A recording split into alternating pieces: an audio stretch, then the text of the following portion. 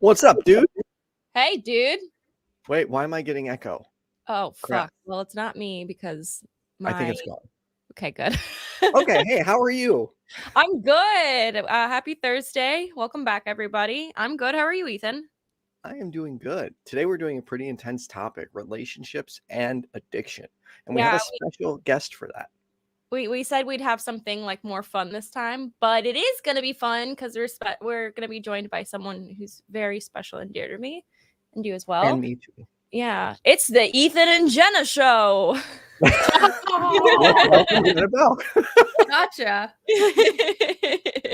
We haven't done the Ethan and Jenna show in forever, but Jenna, how are you? We're going to soon. How's parenthood, yo? Oh, it's beautiful. I miss your nugget. Come see him. He's already 16 pounds. Oh my God. Yeah, he long story short, and to hopefully not like embarrass him when he's in high school or something, he's going to be 4 months on Monday, and he already I got him a 6 to 9 month size onesie that's long sleeve. Oh my God. And his muscles are too big. That's so crazy because the last time I saw him, I mean, he was like a fresh little bun out the oven. Oh, he was itty bitty. He was itty bitty. And then the second time I saw him, just like a couple weeks later, I was like, what the hell? Like, why is he growing so much? And you'll send me pictures. I'm like, who is this child? Like, what's happening? Stop. He's like Michelin man now. Oh my gosh. Well, that's beautiful though. He's growing. He's healthy. He's wonderful. He is. He's a very, very, very happy baby. Like very laughy, very expressive. Yeah, he's your child. Very expressive. Yes. That's amazing. Well, all warm and fuzzies aside, I suppose. We're going to be covering relationships and addiction. I'm sweating profusely right now. Oh, pardon? I'm so sorry I cut you off. I'm sweating profusely right now. But yeah, we've all had different experiences that overlap in interesting ways. I think based on like just experiences and feelings and stuff. Not like we all went through the same. I don't know. Well, but anyway. What I'm trying to say is we've all went through very different things, but I think that we all relate to each other in like different ways because a lot of people go through this, whether they are someone who's an addict or they love someone who's an addict or, you know, wish they didn't love someone who's an addict in my case. But so no, that'll be really, this is going to be a heavy one again. And hopefully we can stretch it out a little longer. Yeah. Last week I kind of just said my piece and went on my merry way. And the Discord conversations I had earlier or afterward, we typically try to keep it 10 minutes, but we ended up talking for a while. It was just really, really, I love talking to you guys after. So if you're able to join us in the Discord after for just 10 minutes, hopefully we'll be able to cut it off in 10 minutes and send people on their way. But yeah, we'll post some stuff to that later. If you guys want to call in and share your experience or ask questions, feel free to do so. 951-364-2430. I would love to hear from you guys. So yeah. What's addiction, Ethan? What is that? Well, it is a compulsive habit that people obtain through repetition. So for the record, I am probably going to be uncomfortably smiling throughout this episode because that is, for those who don't know, my defense mechanism. When I'm talking about things that make me uncomfortable, I start smiling. I can't control it. I giggle sometimes, and that makes I laugh too. Really yeah. People are like, you don't just aren't taking this seriously. I'm like, no. The problem is I'm taking it way too seriously, and I don't know how. Yeah, my brain just has a weird reaction. It's like brain. So it sounds like we may have like a laugh fest in the middle of this episode, just instead of crying. Addiction. My shirt is literally drenched right now. That's all I'm going to say. Oh, gross. No, I'm kidding. Well, so then I'm curious if we can maybe summarize what each of our experiences in a nutshell are, like why we're here. because I just realized that I'm not sure I know. Yeah, I don't think I know Ethan's story. Maybe like a Yeah. tad bit. Who wants to I've start? I've never really told this story before. Well, I mean, you don't have to So- go into like biography detail. Yeah. I'll try. Yeah. Well, I'll I guess try. I'll start because I'm a freaking I'm attention. so sorry. This is y'all's show. No. Just to No, kind of, Jenna, you're right. That's a really good idea. no, it's a great idea. Just to like break the ice and get the ball rolling. Yeah. I have an addict parent, and Jenna says I'm not allowed to say I only have this kind of addiction because it is an addiction. It's a thing. But I have a nicotine addiction, and that has affected my personal relationships. And it's weird how like even something I don't want to call it small, but something that is not seen as something more serious because it's so accessible and so socially acceptable and common, but it still like fucks up my life in certain ways. So that's what I deal with personally. I just think, you know, the way I think the reason I say like only is because like I've witnessed full-fledged like addiction where like you go to jail for it and it's ruining your life and like rock bottom type deal. So I've never gotten to that point with my any kind of addiction I've ever had, but I have been a child of someone. I guess I'm still their child technically. That's been my upbringing. So that's Thank it. you, Hannah. Sure. Sorry, AA. Feels like Al-Anon. Fuck. Thanks, Hannah. Okay. No, Aw. but like, thank you. Like that's hard for the average person to share. Sure thing. Yeah, and Jenna, I have admired you since the first time you were public about yours, and I was very envious because I was like, I can't do that.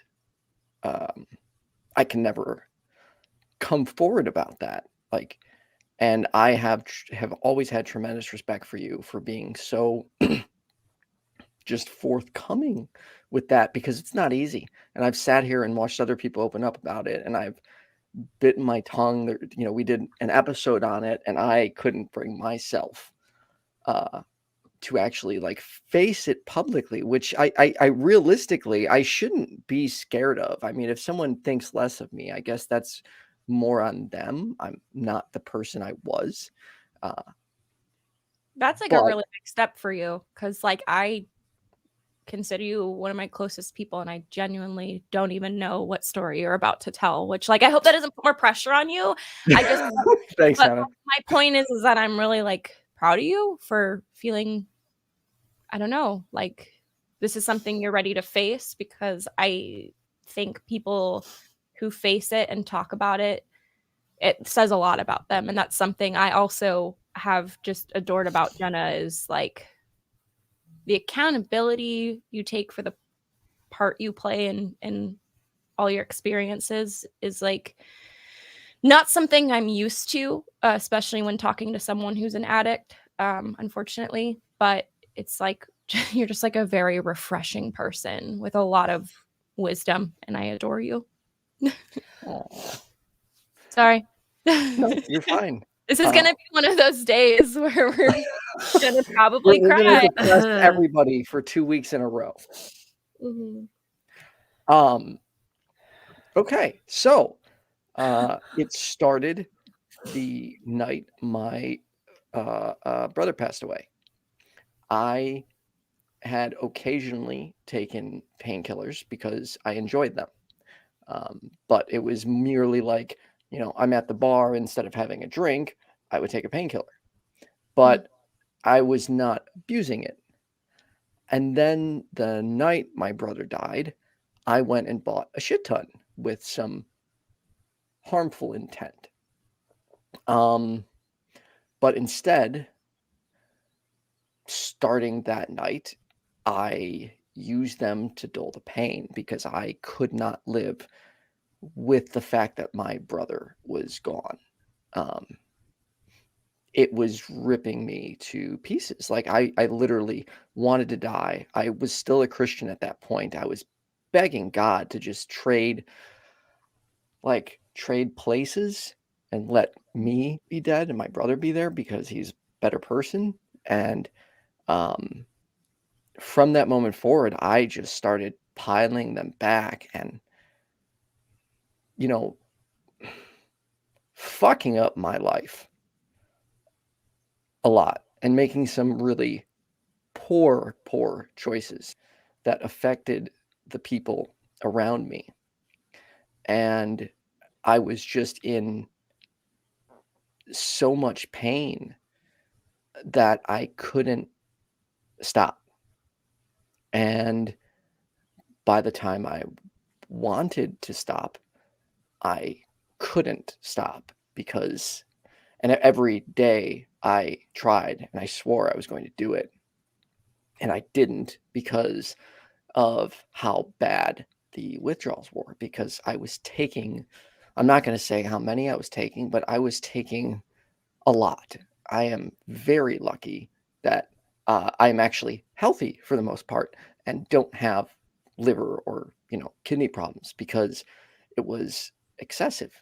And I just made so many bad choices, and it definitely affected the relationship I was in at the time. But most it affected me because it was just this continued downward spiral. Eventually, I went to a clinic that I had heard about, and from someone I knew who had a similar problem. And I went there. It was a shitty place. I felt like shit every day I went. But they got me on a treatment plan, and the place I went to was not a very good place. Like, you would go daily to get what you needed in the morning, and they didn't care about getting you off their version of medication. They wanted to keep you there and keep you paying money. Oh my God. So I'm sorry to jump in, but jump in at any point. Get what you needed in the morning, meaning what? Oh, methadone. Oh, so they were like giving you just other drugs. They prescribed you, methadone daily to get off the painkillers. Okay. To like help with the withdrawal, or? Yes.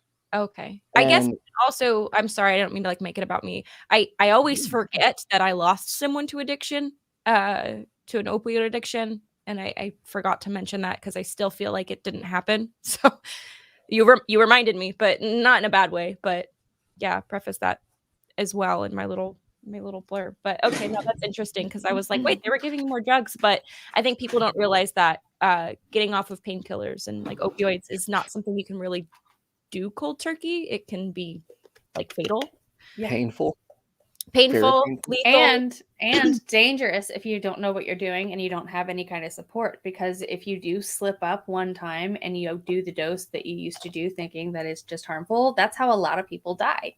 Yep. Right. Sorry. Trigger warning. Yeah. We should have said that at the beginning.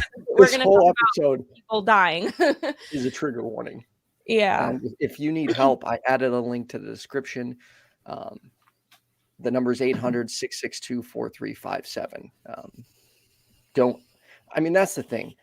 It can, and it does get better. But to continue where I left off, No, that was completely. Put 3 ADHD people together in one video about something serious, and you'll get something interesting. Oh yeah, my friend died. And look at all 3 of us are laughing now. Yeah, no. You called it nervous laughter. Yeah. Okay, so you were in this clinic. Oh, sorry. Yes. So but it was really genuinely not a place that was helping you. It was giving you another addiction.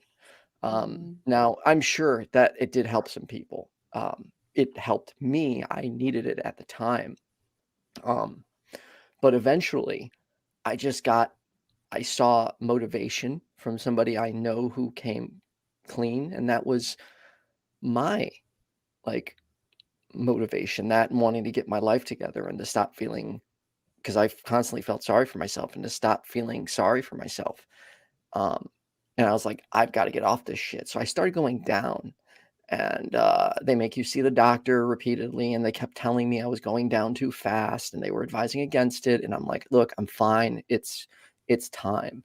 And then they started screwing with me. So I had been considered what was like, they had different levels of care, and I was like in the advanced level where I only had to go in once a week, and they give you like your week's worth of medication, because I had constantly like peed clean. I never had any issues. I was continual. So they then all of a sudden out of nowhere decided to make me start coming in again multiple times a week. And then they started refusing to go down on my dosage. And I'm like, I'm getting pissed, and I'm arguing with them. I'm like, look, I'm trying to come clean. They're like, no, you're doing it wrong. You need to keep doing this. And this place was driving me nuts. So eventually, and I'm not advising other people do this, I'm only telling my story. I was done. I fucking walked. I was like, I don't care about this shit anymore. I don't need it. I'm done. I walked out. I never went back, and have not since had an issue. When they called me a few days later, and when I told them I was done, I didn't want any more. Do you know what the lady said to me? She goes, "Yeah, you'll be back." Like, I wanted to go like, fuck you, but if that wasn't like the final nail in the coffin of me being like, no, I'm not. I'm done. Like, It's like the opposite of supportive. They were not supportive at all. They wanted your money. They wanted to keep you there. And I became friends with one of my counselors who had left, and she was just telling me about the owners and how shitty they were, and how they just wanted to keep people going there weekly. So yeah, it's Okay. fucked up. And it's not. We're gonna have to look more at that. Yeah, it's like, oh my where God, are these people, and are they still functioning like as a oh they're still a functioning place, absolutely. Like, but I mean, dude, there's times like people would go in there and you knew they were like effed up, and it was still. I wonder, like, there's got to be, this is, there's got to be somewhere we can call, like some hotline or a helpline or a help center, or, you know what I mean? 1-855 I need help center. Do you know what I'm saying? Because y'all are both looking like I'm crazy. You mean no, to like or if you're to report them, or if you have an addiction? Well, to report the fact that he has requested multiple times to work on getting off of his drugs and the kind of treatment that he's getting. Yeah, that makes me really angry, because I feel like they're capitalizing on your absolutely. Ameet, the replacement, was addictive as well. Yes, 100%. You cannot go cold turkey off that either. There was a doctor that worked there. The rest were counselors. That's what I mean. This sounds like really, really like shady, kind of like it sounds people like dealing drugs in the back of the bar. Yeah. It sounds like I had a boyfriend, and you can look this up. Paris Hilton got sent to something very similar. I don't know if you know those like youth crisis camps that troubled teens get sent to. There's one in Utah, which is actually the one where my ex was sent. And he was there from the time he was like 14 to 18, just in some like drug addict boot camp for kids, where they were not like qualified to be handling people like that. There's like a whole expose that Paris Hilton just did on it, and that's like what it reminds me of. Like, it is just fucked up. Anyway, that's a whole other thing. I wish it was called, but Yeah, the place was fucked up. It was just replacing one addiction with another, making you dependent on them, so you give them money. So you Wow. keep paying them every single. I'm really sorry you went through that, and it's something I feel like you should talk about, because there's you'd be surprised how many other people have the same experience as you. And I've gone through different phases and different thoughts on addiction itself. For a while, I would say, I was an addict, but see, I don't know like enough to even be talking about this to a certain extent, but I'm only trying to talk about it from my own experiences. But like, for me, I am in no danger of relapse. I am not at risk. My brain rewired itself, and I no longer find it rewarding. I've been exposed to them since when I had surgeries, and there was no issue. It's just, Oh, it's like really? yeah, I can You be take them around it. now be around it, or like, did you have to refuse the prescription? Oh, no, I took them. I took a couple for like the first 2 days because I was in pain, and I threw the rest away. That's Like, really huge. That's amazing. I'm don't know how to describe it, but I'm one of the lucky ones where I can be exposed to it. I haven't counted days or years, months or years. It's just not part as of your far life. as I'm concerned, it's not in my mind, it's in my past. That's And really great. I'm really lucky. But the damage was definitely done in the sense of my ADHD, Jenna and Hannah, is way worse now than it was before. It fundamentally changed the way my brain works, because I am far more mentally ill now than I was before. I struggle way harder. Like, I crack under pressure. I used to never crack under pressure. Shit never bothered me before.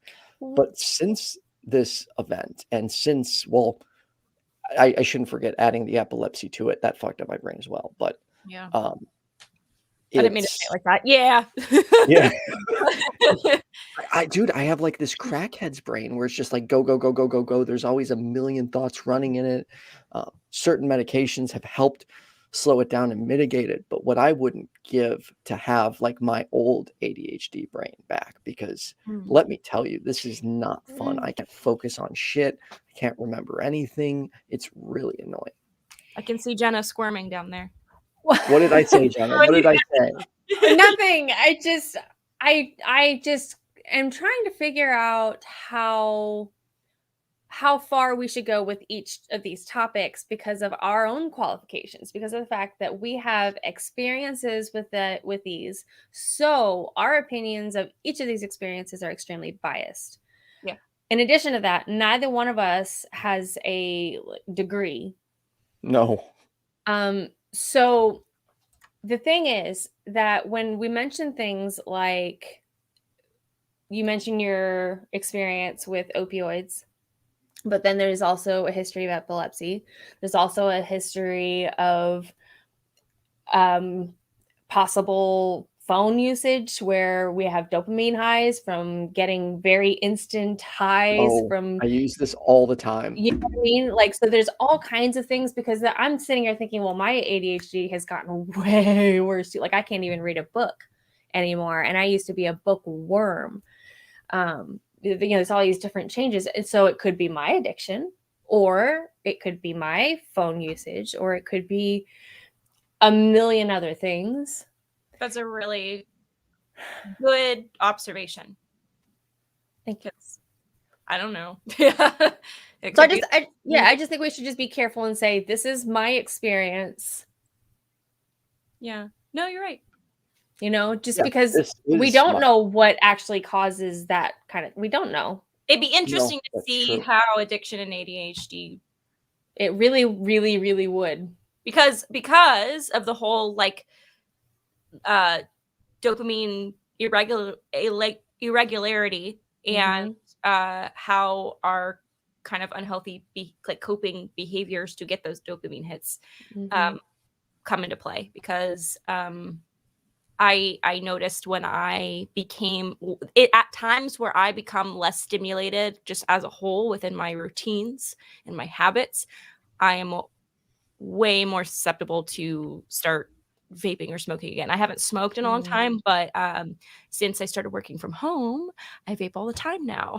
So it's interesting to see how that kind of plays a part. And I think it's due to, this is my personal opinion, I think it's due to lack of stimulation elsewhere, as I became more vulnerable to pick up more quick instant gratification habits.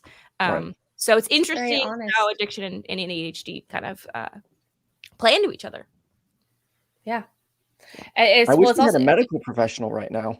Well, this is just getting like the fire under my butt, because you can just start applying for the FAFSA as of 2 weeks ago. And I intended to apply 2 weeks ago.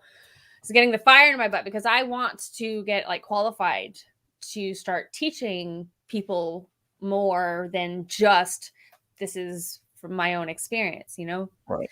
No, that's a goal of mine as well. But absolutely, I'm like, I want to get a degree. I want to talk about these things with like more knowledge and to know the answers to the questions I'm always asking on these freaking shows. Yeah, absolutely. But I digress. Well, go ahead. Well, I was just going to say that kind of along the lines of how you were mentioning, you were talking about cigarette smoking and then chain vaping. From my experience, having had several different kinds of addiction, I keep replacing one for the other. Yeah. The first one that I had that was obvious was alcohol, because that was the one that I kept making up excuses for. I mean, you name it. You name it. I'm just young. I'm just having fun. I'll get over it later. Whatever. But then I started looking back and realizing, no, alcohol wasn't my first addiction. That was just the first addiction that I didn't really have to work for. Because before that, in high school, was running. I think I did a very unhealthy amount of running. I've seen that. Really? Uncommon. There was a time when I was actually I think I had bronchitis and pneumonia at the same time.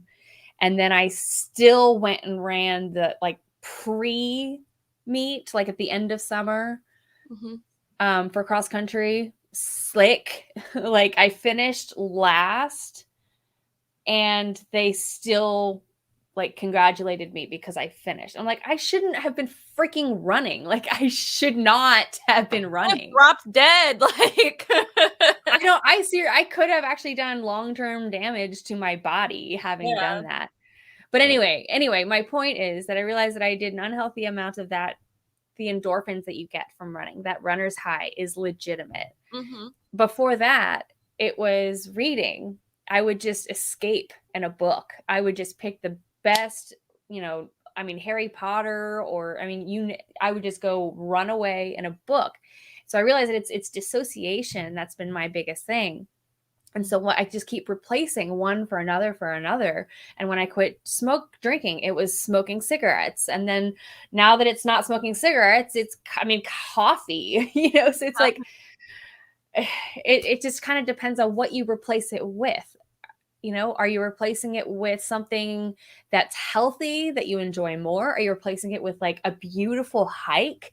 Are you replacing it with a game with your favorite person? Are you replacing it with yoga early in the morning? What are you replacing it with? Yeah. It's just interesting because I'm thinking of I feel like you could replace it with anything, but the lack of moderation is when it's not even you need to pick something healthy. It's because you picked running. Running is very healthy. Don't know where Ethan went, but that's fine. He went for a run. Anyway. I went for a run. But you had a at the surface healthy addiction, but you were doing it excessively to the point where you were going against your better judgment and your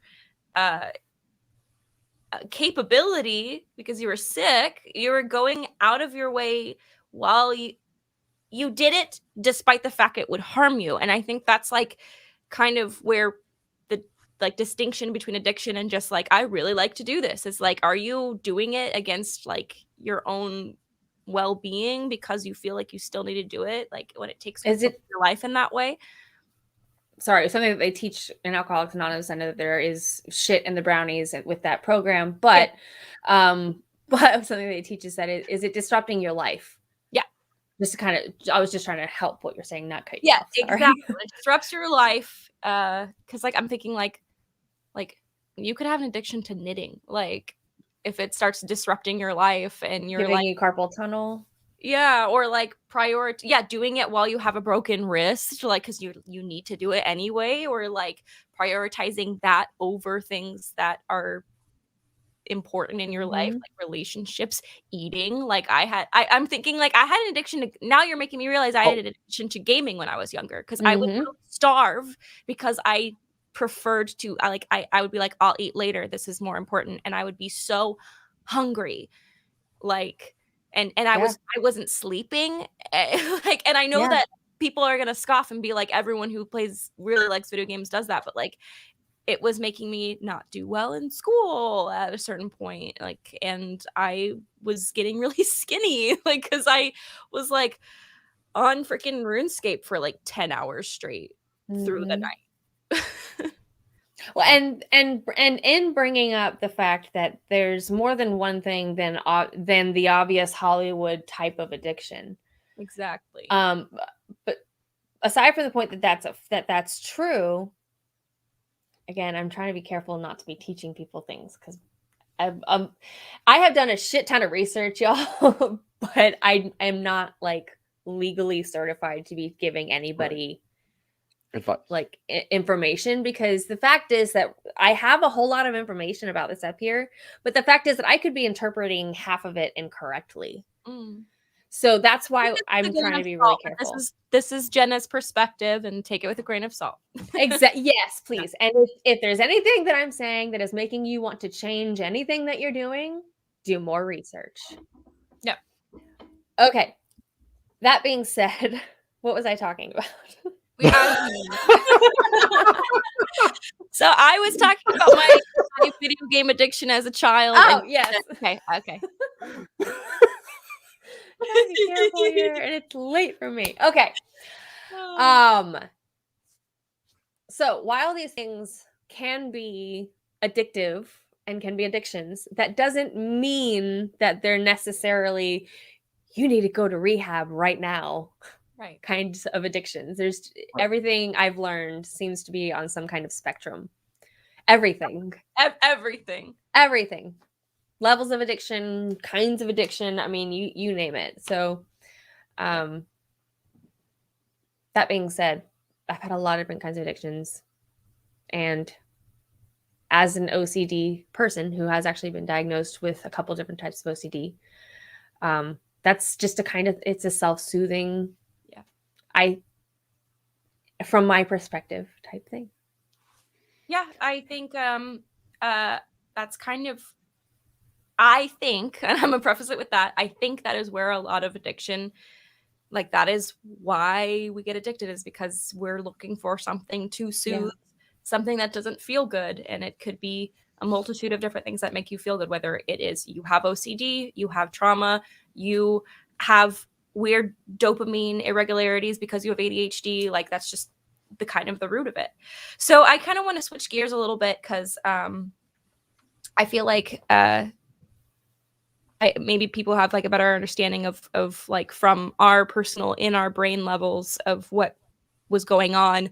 How has this played into relationships, and from whether you knew an addict or you were the addict or both, and share as much as you are comfortable with, but just, or you can speak on general terms of like things you've noticed. Yeah. Well, I can obviously only share so much, because not all of it's my story to tell. But real quick, we have a $20 super chat from Ameet Mathew. On a lighter note, back when I was a Christian, I thought I was a something addict. Ethan, bless your dear heart. That's this. Oh, SEX. I thought it was like $3X. Like, that's exactly what I was doing. I was like, $+ is like $XXX $3. Oh, was like, Okay, I I'm was like, glad it wasn't just me. It I won't couldn't be figure that perfect. one out. It won't let you send profanities in super chats, but we appreciate the super chat and for you sharing that. Dr. Daryl Ray says that he doesn't think people can be sex addicts. He is the doctor and I am not, but I don't agree with him. I feel like anything could be an addiction. So sorry, real quick, I just Yeah. want to say, Ameet, I was not laughing at your super chat. I was laughing at me not being able to figure out that you were trying to say sex. Yep. Because Ethan And you is disagree with Dr. Daryl Ray? I just, Woo! I'm a skeptic and That I'm not takes balls. convinced because I haven't. Pardon? That takes balls. Oh wait, I shouldn't say that. That takes what's the new word for that? Fine. It's fine. I haven't got a DNA ovaries. test. I could have dormant balls. I don't freaking know. Anyway, no, I this is something I've been wanting to pick Dr. Daryl Ray's brain about is like, why don't you think like sex addiction? I think that maybe, like, this is my interpretation, people are quick to assume that people have a sex addiction because they have like high libidos. And it's like a misdiagnosis or a term that is thrown around. But I'm curious to see if he thinks that sex addiction can happen. Because I've met some interesting people with interesting habits. But the show went from very heavy to very silly quick. Welcome to the pickup line. I wanted to say really quick in regards to relationships. I realized I had a problem when I was hiding the fact that I vaped from my partner. Like, it's the addiction like makes you think, or like when you're an addict, you have a really weird way of justifying getting what you need and being like, oh, I'm totally in control of this. When it's like, you're literally hiding to do this. You're literally like lying and making up excuses and finding ways to justify, like, oh, I'll just do this and quit when it's done, or when I'm and when I'm out, I'll be done. But you're not lying, you're hiding it. That, at least that's one of the justifications I made. I'm not lying about it. I'm just not saying people do steal to do these things though. Yeah. That's kind of a bad form of lying. That's true. Because like stealing. Well, when you if you steal money from somebody to go and buy a video game, is that wrong? Yeah. Of course. Yeah. So that's people do find ways to justify like stealing to get whatever they need. And that's when I was just like, oh, maybe I don't have this under control.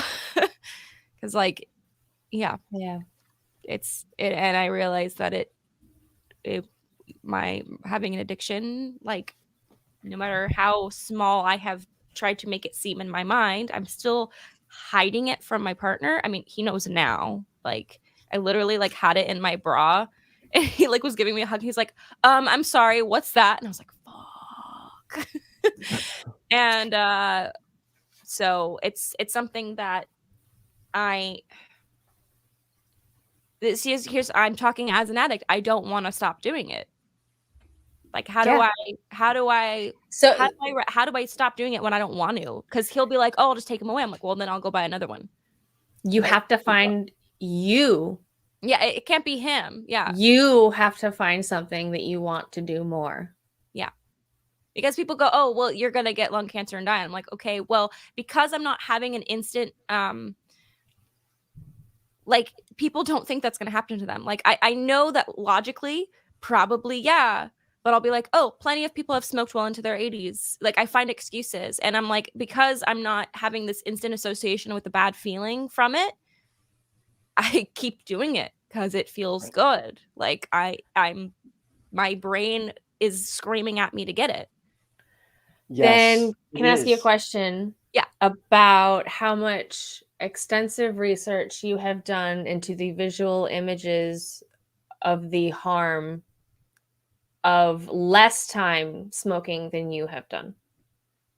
I don't understand your question. I'm sorry. I'm wondering. So say, and I don't know how long you've been smoking. Say you've been smoking for 10 years. Mm-hmm. I'm wondering how much research you've done into for example, the extent, like the long-term harm of a smoker for 5 years. The like visual images, like how much of that image can come to your brain right now? I have been smoking since I was 15, on and Okay. off, and I have. It's like when you try to watch a scary movie, but you're too scared, so you watch through your fingers, and then you turn it off. That is how I am with my research. I will go be like, okay, I just need to, and every time I have started to look at the images, I instantly like throw everything away because it's fucking horrific.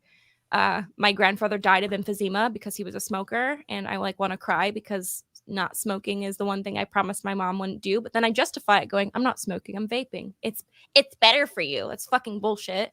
Right. I'm getting really riled up right now because I can tell. It's yeah, hard. it fucking sucks. Like I feel I am full-fledged like don't want to quit. Like I know I should, but I don't want to. Like there's not like a fiber of my being that's like, well, I mean there is a fiber of my being. Obviously I'm talking about it and expressing how fucking mad I am that like this has happened. But every time I've looked at those images, I feel so horrified, and it's probably only been like a handful of times where I've brought myself to do it. But I am in complete denial where I think it's not that bad, and I refuse to face it and look it up and see how bad it could be because I'm way too scared to. Because I feel like I feel like maybe I'm just like in too deep. Oh my God, guys. Sorry. You okay? I'm okay. It's just like it's sounding, before this show started, I was telling Jenna like, oh, well, I only have a nicotine addiction. And like talking now, I like want to fucking cry because no. Like it's good. Like this needs to happen. Otherwise, like the thing I know that's like so sad is I know that as soon as this camera goes off, I'm going to fucking take a fat rip because my brain's telling me that I need to do that. Like I'm sorry. I hope I'm not like triggering anyone because I know that you guys know exactly how I feel. No, you're good. Keep going. Yeah. Someone said, hold the phone. You just say vaping is equally toxic as smoking. No, I don't know. I do not know. Oh, that varies from person to person, smoke to smoke. I mean, that who knows? Like your body could just suddenly go, mutation, cancer, like just from fucking anything. But I think from what I have heard and slightly seen is that it just depends on who you are, and that just increases your risk. And some people get pregnant after sex one time. Pardon? Some people get pregnant after sex one time. That doesn't mean that it's going. Yeah, but it's not good for you. I shouldn't. No, it's not good for me. I also eat way too many fucking flaming hot Cheetos. That's an addiction. And that's probably gonna fuck up my gallbladder, dude. Like, I don't fucking know. You really eat that many flaming hot Cheetos? Ethan, if I explained to you the relationship I have with flaming hot Cheetos, you would be appalled. Really? So capsaicin can actually do harm. So what? Capsaicin, the chemical in the flaming hots? The chemical in peppers that are hot, that are burning, that are physically burning your tongue, that whole burning sensation that is actual burning. Yeah. Isn't that addicting too? Flavor, it's pain. Yeah, kind of like a self-harm type thing. Yeah. I've had an addiction to flaming hot Cheetos as well. Yeah, you're like, only mine was pretty short-lived. Yeah, no, mine's been since I was a teenager. And like I don't eat flaming hot Cheetos every day, but I will binge eat them. So trigger warning, I will binge eat them. So and it's not good. I want to get to Ameet's question, and I'm hesitant to answer this, but how do you support someone who's opening up to you about their addiction? Well, I guess opening up, that's different. Yeah. Okay. Yeah, Jenna, jump in here. Yeah, please. Well, considering Hannah is opening up about her addiction, you guys support me right now. I'm going to try to just do a honest display of friendship and love here to my friend here, who has just displayed something that I don't think that she realized affected her as much as it does. Yeah, no, it's like literally talking about it right now where I'm like, oh shit. Well, I know it does. It's just, it's different when you confront it. The thing is that we are, again, this is strictly what I have learned. Yeah. If you want to change your behavior based on something Jenna said, do more research. Yes, thank you. But cool. But friend to friend, me and Hannah here. Mm-hmm. we are creatures of our own habits. Mm-hmm. We are patterns, and we are also, we have been created just off of accident, another accident, another accident, another accident, another accident, and then we just kind of like came here.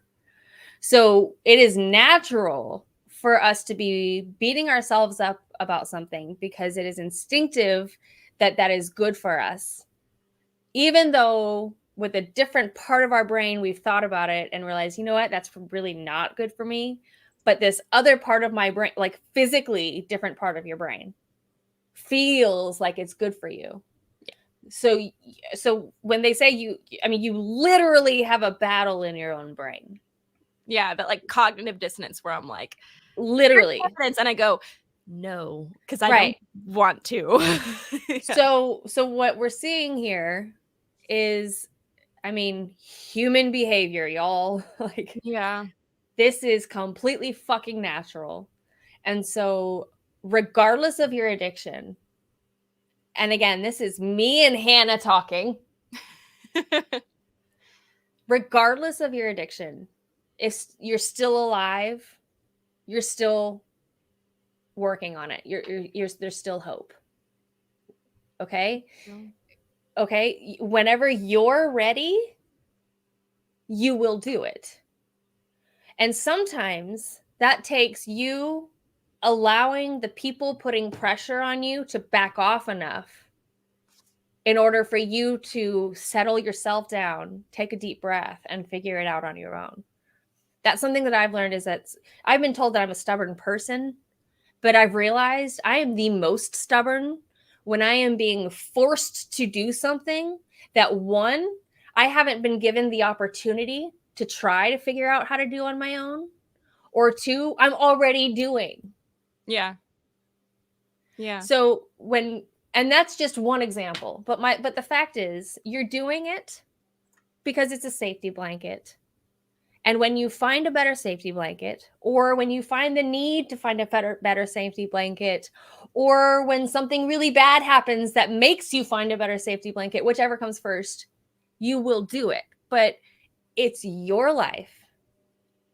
It is your decision. And however you choose to take care of yourself is up to you. It's your privilege, and it's also your responsibility. Yeah. Bittersweet. Yeah. It's a learning process for us all every freaking day. That's something that I've learned from Dexter. It's a learning process every day. Mm-hmm. How do you, because what if my addiction directly affected you? If it did, then I would tell you, but some people won't. Some people will just leave you. But either way, they're going to do what they have to do to take care of them. I think that's like the interesting thing, because like, well, my friend who I lost to, I'm having a hard time just talking about it. But my person that I lost to drugs, I didn't know how to even like be there for her anymore. So I just kept her at like arm's length. I'm doing that with a parent now because it's just like enough. And dude, I don't fucking know the answer. Like you just try to be honest and take care of you, I guess. I don't know the answer. Because I gave someone space and they died, and I know that's not my fault. And I'm giving someone space now because I know it's probably going to kill them and I can't watch anymore. And I feel like that's so, like, it's not everyone wants to go that route. They want to be there and they want to be involved and they want to help. And I don't know how they do it. I really don't. And it's not that I like hate these people. It's just that it was fucking hurting and I need to survive as well. Right. And with my friend in that case, it was more, I just didn't know how. I was a kid, like, teens to early 20s. This is when this whole adventure happened. She passed at 23. And so I was 24, maybe like freshly 25. Yeah, it's okay. It's not, but you know, that's life. It's like, how do you fucking do it? I just like, I don't know. Well, this episode has emotionally been all over the place, just for the record. Yeah. I would have expected that from us three. Yeah. I think we may make it trio. Basically, it looks different for everyone because I know people who are like, you know, every time I look up a self-help article of how do I help this person get clean, well, then I realize I can't because it's literally I have no control over that other person. Also, California doesn't allow you to, like, you know, to institutionalize someone against their will over an addiction unless good. Yeah. Good. I would love to have a conversation with you about that because I have wanted to do that to a person. That's nice. Everybody, I'm sure, has wanted to. Yeah. Does that mean that it's a good idea? Well, I would have been so pissed off if someone did that to me. Is it never a good idea? If someone is like a danger to themselves and the people around them, well, then I should just 5150 them. But it's only a 72-hour hold. And it's like, that's not going to fucking do anything. Dude, I don't. No. So this is hold on. So do we lock criminals up before they commit a crime because they're a danger to others or themselves? Before they commit a crime? No. Yes, that's what I'm saying. Well, no, that is not what we do. Right. So I don't think that we should do that for mental health patients either. Yeah. Agreed. I want to talk about this about you. No, because it's like I need to find people that I can talk to about this who actually like, because like I try to talk to this about people, or I try to talk about this with people who have never been exposed to an addict in their personal life, like at all, or experience themselves, and it's so frustrating. And it's like I need to hash this shit out because like it's so fucking frustrating to talk to people who do not understand. I know that people have good intentions, but I can tell you, like, I have not felt more fucking alone. People are like, just do this, and it's like you don't fucking get it. Like it's so hard. It's so people don't understand that this is not a black and white scenario at all. Sorry, I'm not yelling at anyone in particular. I'm just very passionate about this. It's like it is the hardest thing I have ever. Having an addict parent has been one of the most hard things. It is the hardest thing in my life. Is the most isolating thing. Is the like, oh my God, dude. Like, and people who do not. I'm going on my own soapbox tangent, but I feel like I need to say it. Like people who try to talk to me from a perspective, try to tell me what to do when they have never even come close to this kind of experience. Like it makes me want to freak the fuck out. This is not related. Well, I guess it's addiction and relationships. I guess it is. It's like if you like do not fucking judge someone who is going through this. You have no fucking right. Like you really don't. And if you feel like it's that upsetting to you that you need to tell them what they should do, like you should probably take a step back. If it's that awful, because like I've had people straight up be like, how could you just let this person do this? And it's like, because I literally have no fucking control. And if I did, it would be a lot different. Like I have looked down every avenue and people think that it's just this like sudden fix all. Like, oh, I would just do this. Oh, I bet you fucking would. You wouldn't though, because you do not have the same baggage and experience and you're not scared of the same fallout that I am. And you are not going to directly be punished for making certain choices. I want to know who the fuck said that to you. Many people in my life. Okay. Can I tell you what I would say to anybody who asked me a question like that? How could you let this other person do this? Whether it's even if it's my own. Okay. It's not how could you let this person, but how could you not like do something else? And it's like, you think I haven't thought of that? Like the thing is, they have as much control over this person as you do, if not more, because you have a personal history with this person. Yeah. There's complication there. They could be some kind of do it then. If it's that important, exactly. Why don't you fucking do it? If it's so easy, You go get them sober. Yeah. Because it doesn't work like that. We don't control other people. That's the first thing, oh my God, on this journey in Al-Anon. I hated it. I was told to go to Al-Anon. I'm sorry. I'm taking over your rant. No. It's good. I needed to take a break. It's fine. It's fine. Are you sure? Yeah, completely. I needed to. No. Like I need to simmer down for a minute. Go for it. I am in a relationship with an alcoholic, and I have been an alcoholic this whole time, and I didn't realize it. I was told to go to Al-Anon to support this person. What's that? Me too, but I've never gone because I have my own fucking bias. But anyway. Well, okay. So granted, I was of a religious mindset, so I didn't have the same way of thinking that I do now. I was a very, very emotionally driven person. Now I'm more of a thought driven person. Anyway, it was very helpful to me because I went to that class, sitting down and like a class, for them to tell me, this is how you get this person sober. Yeah. Right? Wow. Like class. Yeah. Right? That's not what they did. All that they did was talk about how they take care of themselves. I was like, y'all are not answering my question. Like, y'all are not telling me how to help him. Yeah. I'm like, I realize that I can't do it for him, but how do I help him? And they're like, you don't. I'm like, guys, I'm like, fuck, what? Like, seriously. But the thing is, you don't. The person that wants to get that has the addiction has to want it in order for it to work.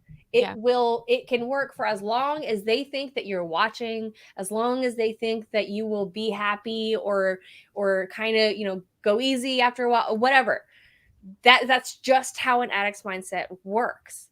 If you want them to quit long term, they literally have to want it on their own. And the most impact that you can do to have any kind of control over anyone else's life, and addict or otherwise, is by removing yourself from it. Mm-hmm. And if that person, that addict, cares enough about, and this doesn't say that they don't care about you if they don't come back, it has to affect enough things in their life that make them feel enough that they want you back more than the addiction. And that, again, does not mean that they want, it's not something that they're thinking about. It's not different for everyone. They can want you more because they love you and they've been with you or whatever. I mean, you name the reason. But this is something that is not in our control. This is an animal instinct. This is a survival instinct. Yeah.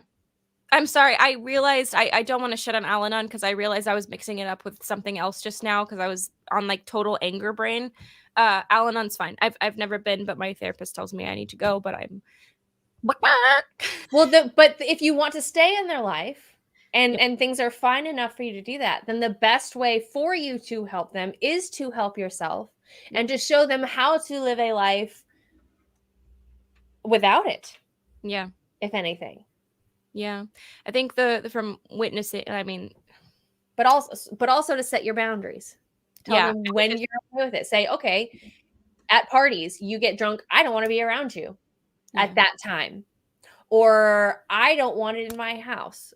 Or I don't want you drinking it in my house. You set your boundaries. Yeah. You pick. And hopefully, however much that affects this person, I mean, it's out of your hands. The fact is, you do not have control over another person. How much control do we have over ourselves? Clearly not very much. Why are we so like convinced that we have so much more control over other people? Like, yeah, I don't know. Sorry, yeah, same. No, it's good. It's just like it's I wish hard. It's something that even though I have set the boundary that consisted of me moving across the country and cutting off 99.9% of contact other than a happy birthday text, Like I don't even know where I was going with that because my brain is totally like scatterbrained. I wish I had the answers, but I don't. And I feel like every single person's experience varies so much, but I wish I could just tell people like who are addicts that like despite how much we seem like your enemy, we want the best for you so badly, and that's it. I just want to give you a hug, Hannah. It's fine. I love you. Oh, it's just hard. It's so hard. So great show, guys, and I'll see you next week. It's All the right. fucking hardest shit. No, I just thank you guys so much for opening up and letting me scream about things. And last week, Ethan, thank you for letting me talk about heavy shit too, because like it's just things. I thought I was gonna be the only one that has something to say, but it was nice to hear you open up about this as well. No, it's just like I wish I would love to go back to school and get a degree in psychology so I could be better equipped for this and for supporting people who go through similar things. But this is kind of my motivation. In the meantime, is that I hope I could at least just talk openly and honestly with people, and hopefully it resonates with them and they feel less alone, because holy shit, some things in life make you feel really alien. Okay. Mm-hmm. Okay. So there is someone in my life that I can't single out for their addiction. Uh-huh. But when it comes to the isolation, dude, I fucking get that. Mm-hmm. Because the reason for anybody that asks that we don't tell people is because we care about this person. And we say we see 99% of good out of this person.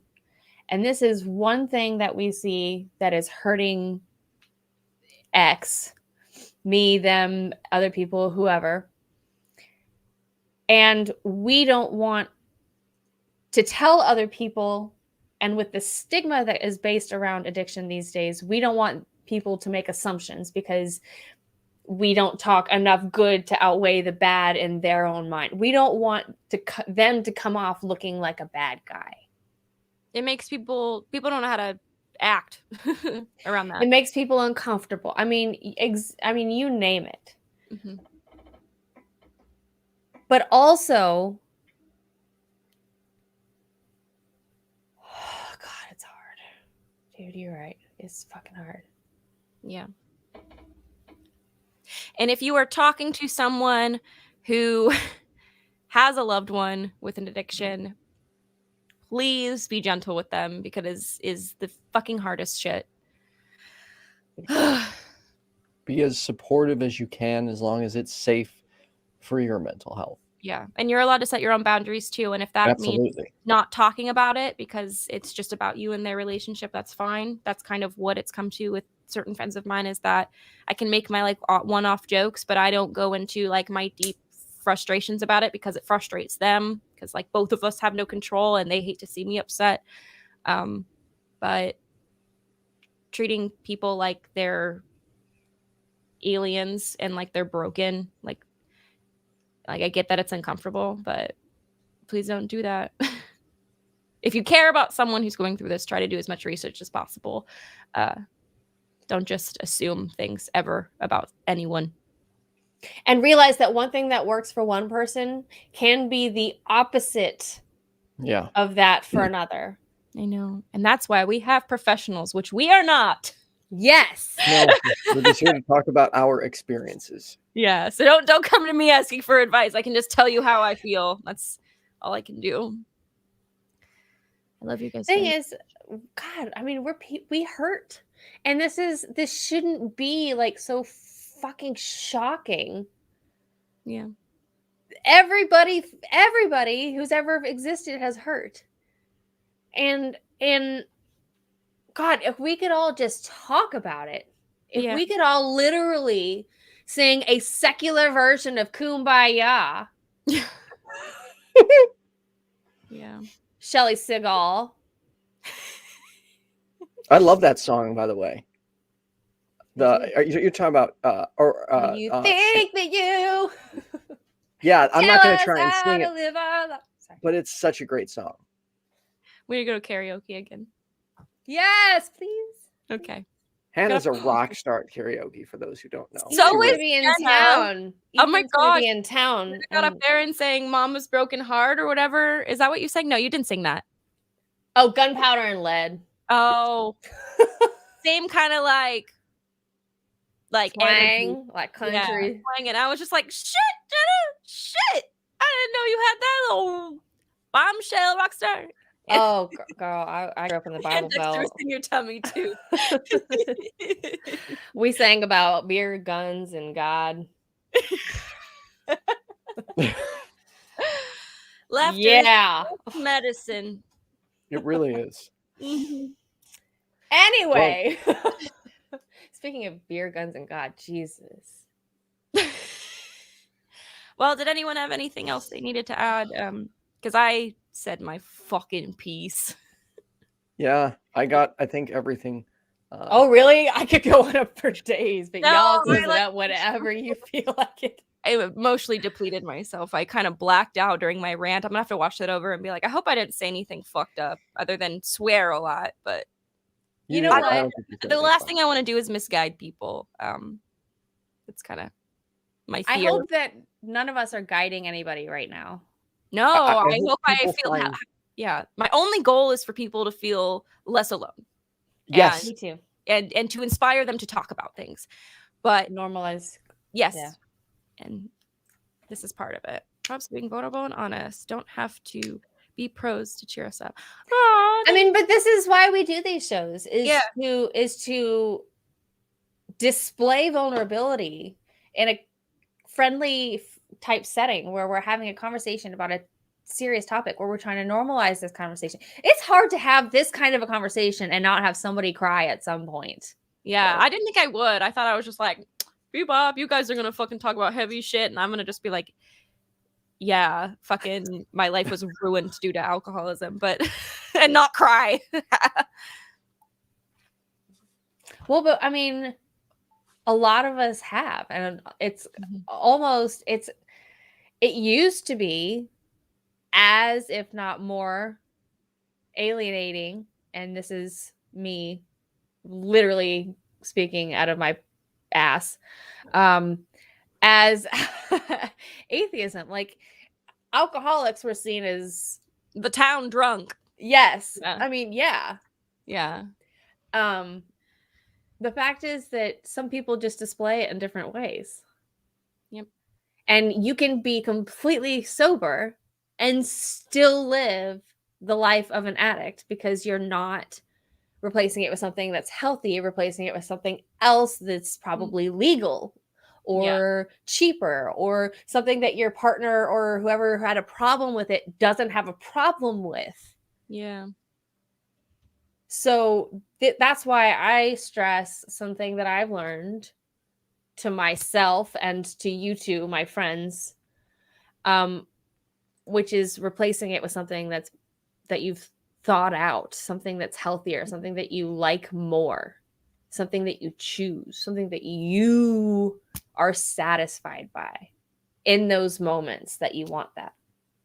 Something that won't fucking kill you. Hopefully. Hopefully. I mean, anything can we all die.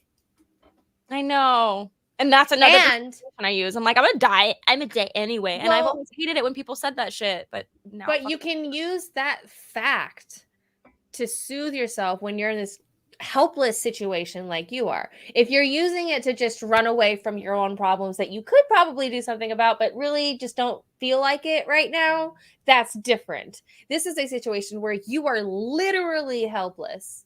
So yeah, you're allowed to do some positive self-talk and work your way through it. You're the fucking best. Ugh. I mean, what else are you going to do? Yeah.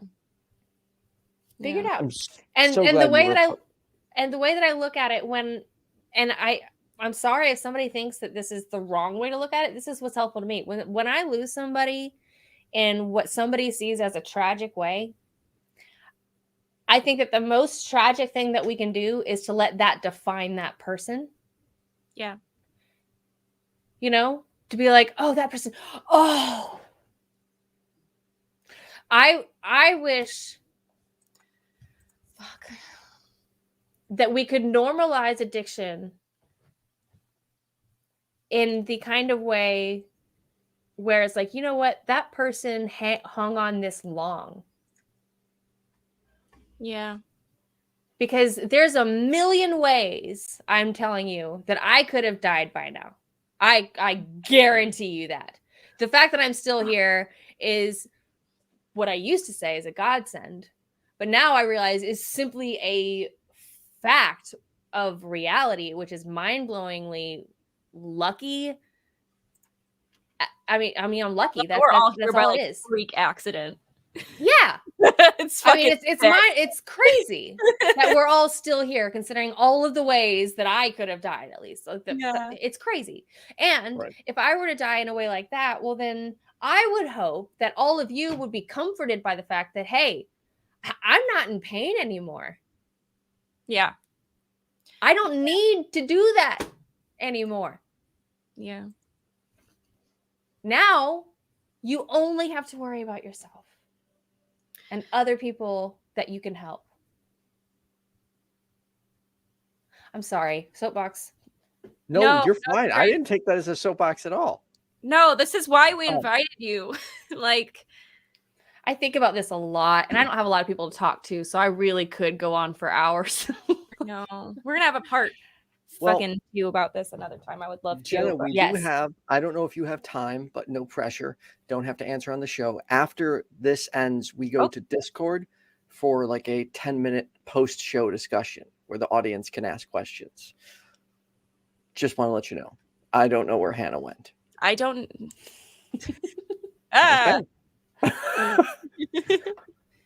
Well, did we cover mostly everything? Well, we didn't cover most. No, we covered some stuff. We scratched. So we'll sort through it and organize it, and we'll come back and go through. Maybe we'll have to have a part 2. Yeah, I would love to have someone on who's like an addiction specialist, like Daryl Ray. Try and find someone. Well, he's not an addiction specialist, but I'm sure he knows more than we do. Probably knows something about sex addiction. Yeah. Well, he doesn't. He says sex addiction. We didn't even get to talk about that. In my opinion, this is my Dr. Daryl Ray impression. In my opinion, sex addiction that's not a thing. And my first wife, she said I was a sex addict because I was just too horny. I mean, I actually was told that I was a sex addict in rehab when I was already there for alcohol, and I was chain smoking the entire time I was there. And they just tried to convince me that I was a sex addict. And then I left there going like, you know what? I don't think I'm a sex addict. I think that these people think that sex is bad. Yeah. You have one baby. Come on. Yeah. All right. So. Wow. Thank you for coming on. It's really good that you're here because it was. Yeah. I'm very glad. I probably would have been able to skirt around my emotions on this topic. And I'm glad I wasn't able to do that here today. Because that's not what I want to do. All right, we'll see y'all in Discord. What's going on this week for everybody, I suppose? Yeah, Jenna, you got anything going on? Oh, I'm actually going to be on Dave Warnock's show on Monday. Oh, hell yeah. I produced that show, so I'll see you. Yeah. Yes. This also reminds me, the Faithless Forum promo has been released, and I'd like to put that in the chat really quick. While Ethan, you talk about what you're doing. Oh, Jenna, when are you going to be on Dave Warnock's show? Monday at 6:30. Where can you find that? Dave Warnock has a YouTube channel, and it's He said he'd send me a link. Okay, cool. And Ethan, what do you got going on? You're breaking up like crazy, but I actually don't have anything going on except the Perspective next Tuesday. What was that? That was Thomas Westbrook saying, as an atheist, because I'm... Oh, should I play his promo before we go? Yeah. Do you want me to send you the link? Yeah, send me the link real quick. Okay, perfect. How come I can't? Oh, not Discord. StreamYard's being poopy. Okay. Okay, bear with me 1 second. Yeah, that's going on. And then I'll be here next week. And thank you to our patrons. I don't have the list, but Ethan... crap. All right, let me do that first. Yeah, thank you to our call screener. Y'all are chickens for not calling on today. That's fine. You don't have to do anything you don't want to do, but I'm sad. No, it's fine. Cindy Plaza, Left, Right, Left, Kenneth, Leonard, Skye, JumpandShoot, Oz, Secular Rarity, Philip Leitch, Kaitlyn Beyond, Toast, Richard Gilliver, Sunset Sarge, Ameet, Mathew, Ray, Sylvester, and Kyle Brewer. Thank you for your patronage. All right, let me get this. Yeah, we're about to play the promo. Faithless Forum is an atheist conference. And we have 2 speakers. 2 speakers in this chat. We're in this show right now. Yeah, Ethan and Jenna. Okay, I'll shut up. As an atheist, especially for those who live in places where we are a religious minority, it's all too common for us to feel isolated and alone, to feel cut off socially from like-minded people around us, and for us to feel like there's little recourse that we have to push back against dogma and religious harm that we see around us every single day. And that's why finding community is so important. Online community is great, but when we can come together in person and find events where we can collaborate and talk and build connections and friendships, it's so much more powerful.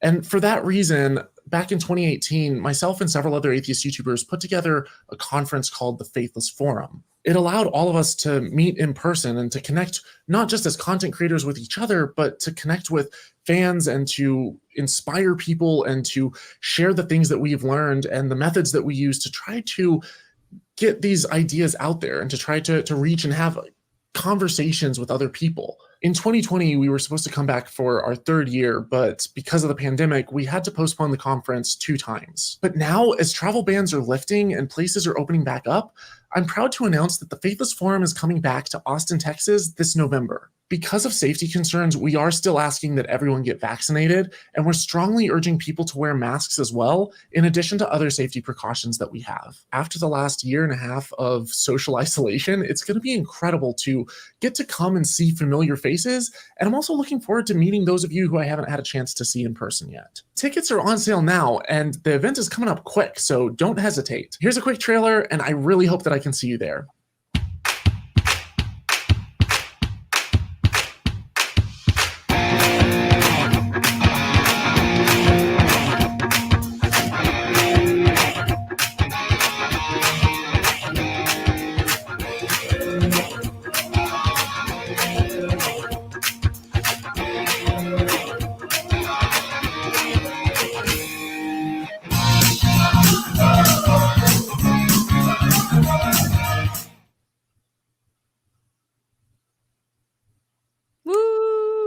I'm so excited.